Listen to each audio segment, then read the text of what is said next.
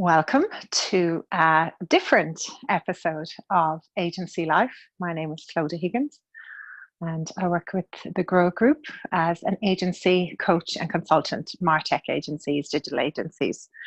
And this is like a midweek episode I'm probably going to do, and there might be more. I'm just going to give it a go. But I have some notes here because I was on a really interesting call last week. It was while I was in the States. I was referred to by a colleague, and on the call was an agency in the States, and they had been surprised by another company who wanted to buy them out and their partnership. And the call was really, really interesting. And I made some notes. I put them down on my phone. If you're watching on video, that's why I keep looking down on my phone, not waiting for a call or anything. And while I was on the call, I was just taking some notes on my Evernote. And as I was on the way back, I thought this could be a good topic for discussion. And how I think I'll run this is I'll just talk about some of the points that I gave them on the call and as we talked. And then what I might do is just get Joachim, who also works with me and does a lot of mergers. He's involved with the Avidly agency merger and acquisitions. I'll get him to have a listen and then maybe do a session with him. Let's not say maybe, let's say actually. So the big thing about this call was this agency was not actually looking for acquisition. It was a total surprise, and it took them really it did take them by surprise, and it kind of knocked them around a bit because they were being asked questions that they didn't have the answers for. And after the call, I thought I'd do this sort of points and tips for you, because if you're an agency and you're kind of happy doing what you're doing, but all of a sudden you get a phone call asking to acquire you, it can really rattle you and it can actually distract you for a while if you're not ready. So one of the things that I kind of recommend to agencies is sort of be prepared. If you're operating your annual meeting, your board meetings, your review meetings, start to think about what would it look like if we were to be acquired. We actually did a webinar on this about a year and a half ago about how much is your agency worth. And there's some key components in there about how you would actually prepare your agency. So I think the big thing is there's a lot of mergers and acquisitions going out there. If you're an agency owner out there and you want to be acquired, now's the time to get ready for that. Or even if you're totally happy and you're just doing everything that you are enjoying yourself in the agency and you're not looking to be acquired or to sell or to buy another agency, you might get that phone call, and it's good to have the answer straight away. If it's a no, it's a no. If it's a yes, are you ready and have you got everything that you need? So this is where I thought, I remembered I say a lot of so's, sorry about that, must cut them out. So the webinar that we do is how much is your agency worth, and what I'll do is put a link in the show notes on how you can actually get that. Also in our resources, and in the book that I've written, I do an agency positioning exercise. In that exercise, you talk and go through the whole motions of what are your core values, getting them really crystal clear. Core values can be humanity, expertise. One that is a big favorite of mine from Finland is called sisu, which means to drive through a situation, to continue on even through adversity. So what are your core values in your agency? And they must be clear, and they must be clear with everyone in your business. I even invite agencies to get some artwork and put them up on the wall. It's important to know what your core values and who your people are and who your people aren't.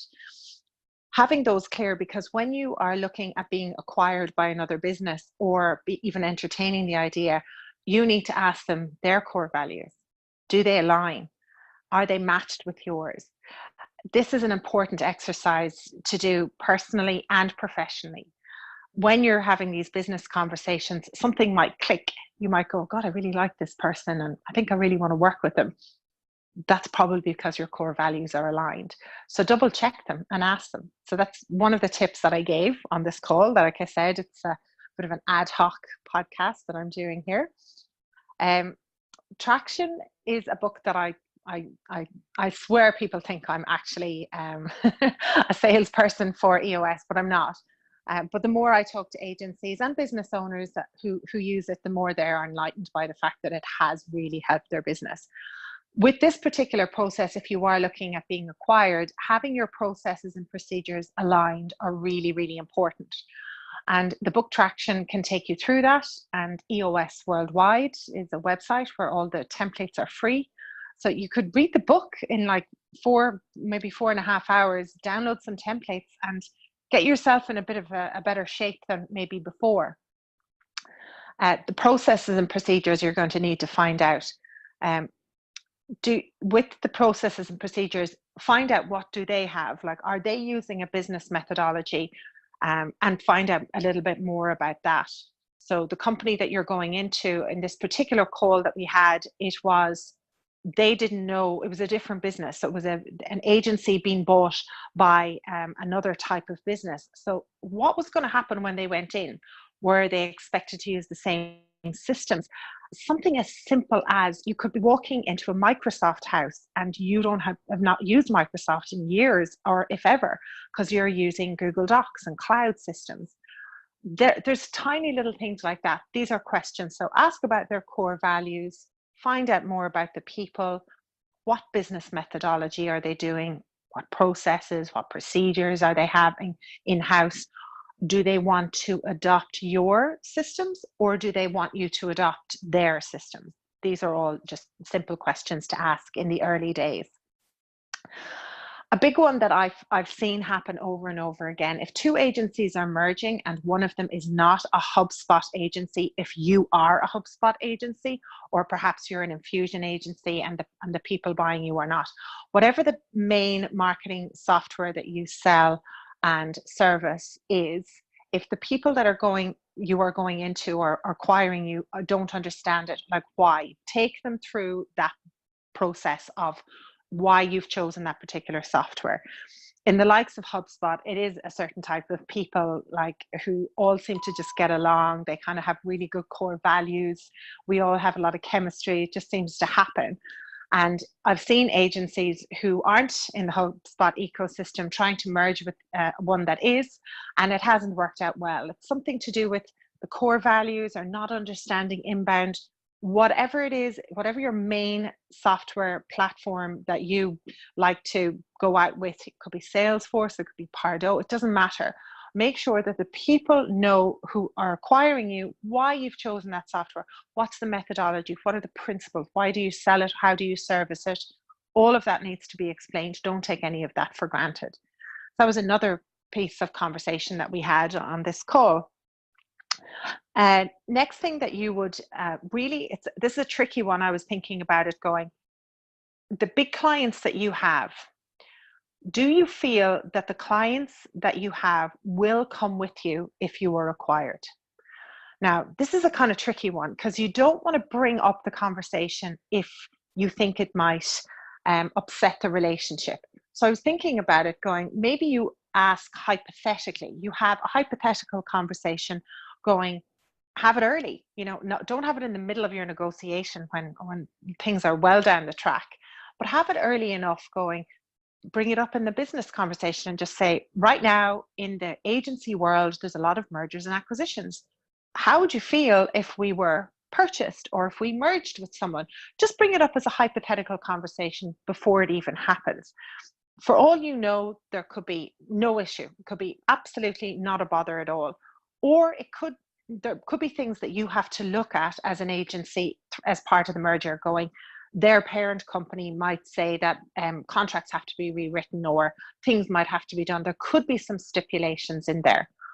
So look at your big clients, look at the ones that you would not like to lose, the ones you have a great relationship with for a long time, and maybe just have a hypothetical conversation with them before any acquisitions or mergers are even on the horizon for you. The other one we had was, unless you have a price decided, this particular call that I had, the price was really low that they were offered. And the reaction was, oh, that was a bit annoying.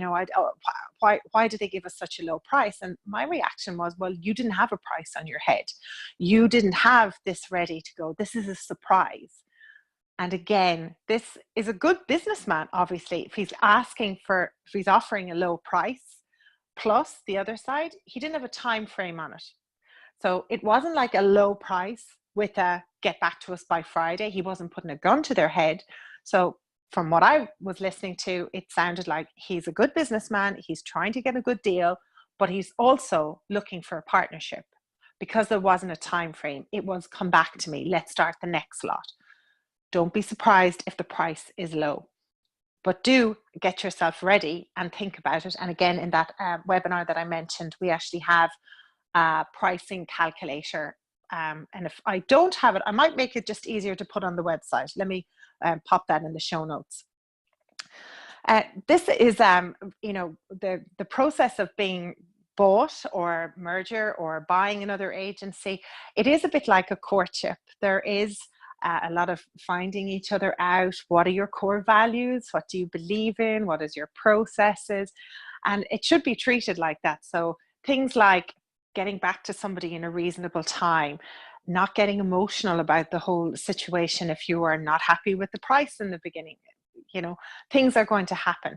Treat it like a courtship. It's the beautiful part of getting to know each other, and each side is watching each other. How do you react? Can I work with this person? Are they flexible? Are they coachable? Are they responsive? There's a lot of things to think about in this particular discussion, and who knows where it will go. It's a fun thing to do. It's a great exercise to do before you're even thinking about being purchased. So again, I'd invite you to just look at the documentation. I'll put the links in here about how to value your agency, getting your agency ready. Definitely implement EOS and look at your processes and procedures. Go through the exercise of understanding your core values. And I think the big thing is to have a lot of fun with it. Enjoy the process, enjoy the journey. Listen to yourself, think about what's going on. It's okay to say no if it isn't a merger that you really want, or you don't want to be acquired. You love running the agency on your own or with your business partner, and you don't want to merge and join forces. That's okay, but have those reasons crystal clear. So that's my little mini agency life update on mergers, acquisitions. And I'll drop us a note if you like this, or if there's any topics that you think you'd like me to cover. I have plenty of calls that happen during the week, and I'll take some notes on many that I think will be good. And it's great to have you listening to the podcast. I will see you on the next one. Thank you.